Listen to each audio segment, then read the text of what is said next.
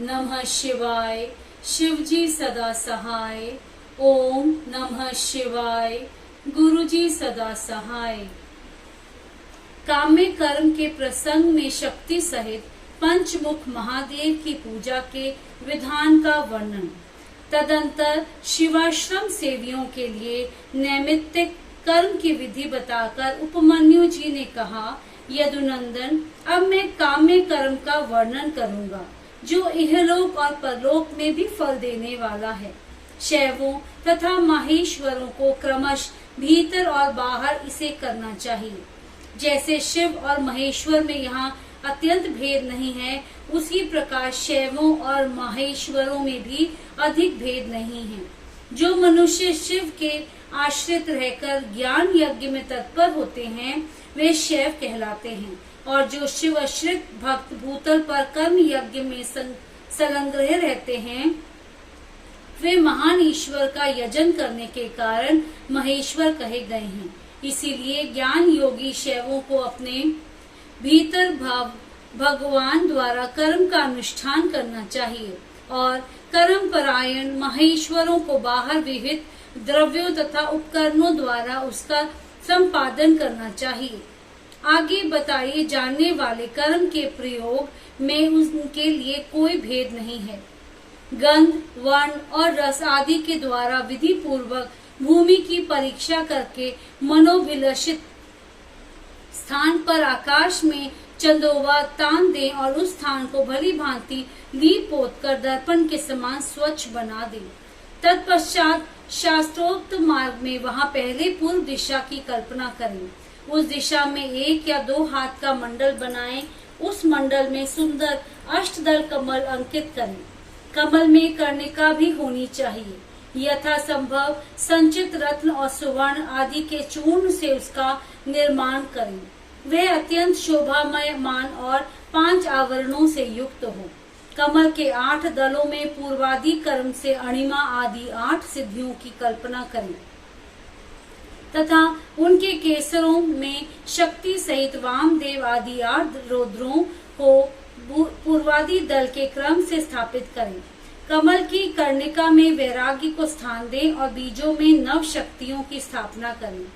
कमल के कंद में शिव संबंधी धर्म और नाल में शिव संबंधी ज्ञान की भावना करें।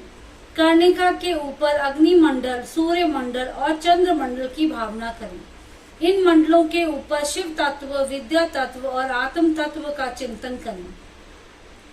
संपूर्ण कमलासन के ऊपर सुखपूर्वक विराजमान और नाना प्रकार के विचित्र पुष्पों से अलंकृत 5 आवरणों सहित भगवान शिव का माता पार्वती के साथ पूजन करें। उनकी अंगी कांति शुद्ध स्फटिक मणि के समान उज्जवल है। वे सतत प्रसन्न रहते हैं। उनकी प्रभा शीतल है। मस्तक पर विद्युन मंडल के समान चमकीली जटारूप मुकुट उनकी शोभा बढ़ाता है। वे व्याय चर्म धारण किए हुए हैं। उनके मुखारविंद पर कुछ कुछ मंद मंद मुस्कान की छटा छा रही है। उनके हाथ की हथेलियां और पैरों के तलवे लाल कमल के समान अरुण प्रभा से उदासित हैं। वे भगवान शिव समस्त शुभ लक्षणों से संपन्न और सब प्रकार के आभूषणों से विभूषित हैं। उनके हाथों में उत्तम दिव्य आयुध शोभा पा रहे हैं और अंगों में दिव्य चंदन का लेप लगा हुआ है। उनके 5 मुख और 10 भुजाएं हैं। अर्धचंद्र उनकी शिखा के मणि हैं। उनका पूर्वती मुख प्रातः काल के सूर्य की भांति अरुण प्रभा से उदासित एवं सौम्य है। उसमें 3 नेत्र रूपी कमल खिले हुए हैं तथा सिर पर बाल चंद्रमा का मुकुट शोभा पाता है। दक्षिण मुख नील जलधर के समान श्याम प्रभा से प्रभासित होता है। उसकी भुएं टेढ़ी हैं। वे देखने में भयानक है। उसमें गोलाकार लाल लाल आंखें दृष्टि गोचर होती हैं। दाढ़ों के कारण वह मुख विकराल जान पड़ता है। उसका पराभव करना किसी के लिए भी कठिन है। उसके अधर पल्लव फड़कते रहते हैं। उत्तरीवर्ती मुख मूंगे की भांति लाल हैं। काले काले केशपाश उसकी शोभा बढ़ाते हैं। उसमें विभिन्न विलास से युक्त 3 नेत्र हैं और उसका मस्तक अर्धचंद्रमय मुकुट से विभूषित है। भगवान शिव का पश्चिम मुख पूर्ण चंद्रमा के समान उज्जवल तथा 3 नेत्रों से प्रकाशमान है। उसका मस्तक चंद्रलेखा की शोभा धारण करता है। वह मुख देखने में सौम्य है और मंद मुस्कान की शोभा से उपासकों के मन को मोह लेता है। उनका 5वां मुख स्फटिक मणि के समान निर्मल चंद्रलेखा से सुसज्जवल अत्यंत सौम्य तथा 3 प्रफुल्ल नेत्र कमलों से प्रकाशमान है। भगवान शिव अपने दाहिने हाथों में शूल, परशु, वज्र, खड्ग और अग्नि धारण करके उन सबकी प्रभा से प्रकाशित होते हैं तथा बाएं हाथों में नाग, बाण, घंटा, पाश तथा अंकुश उनकी शोभा बढ़ाते हैं। पैरों से लेकर घुटनों तक का भाग निर्वृत्ति कला से संबंध है। उससे ऊपर नाभि तक का भाग प्रतिष्ठ कला से, कंठ तक का भाग विद्या कला से, ललाट तक का भाग शांति कला से और उसके ऊपर का भाग शांतिता कला से संयुक्त है।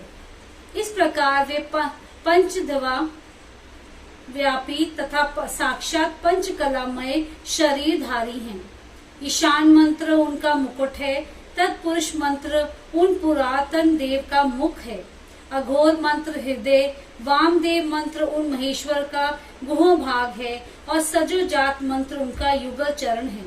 उनकी मूर्ति 38 कलामयी है। परमेश्वर शिव का विग्रह मातृका मय, पंचब्रह्म मय, प्रणवमय तथा हंस शक्ति से संपन्न है। इच्छा शक्ति उनके अंग में आरूढ़ है। ज्ञान शक्ति दक्षिण भाग में है तथा क्रिया शक्ति वाम भाग में विराजमान है। वे त्रितत्वमय हैं, अर्थात आत्मा तत्व, विद्या तत्व और शिव तत्व उनके स्वरूप हैं। वे सदाशिव साक्षात विद्या मूर्ति हैं। इस प्रकार उनका ध्यान करना चाहिए। मूल मंत्र से मूर्ति की कल्पना और सकलीकरण की क्रिया करके मूल मंत्र से ही यथोचित रीति से क्रमश पाद आदि विशेष धैर्य पर्यंत पूजन करें।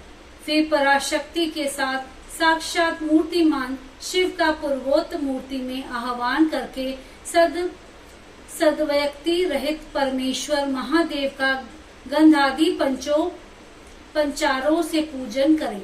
5 ब्रह्म मंत्रों से 6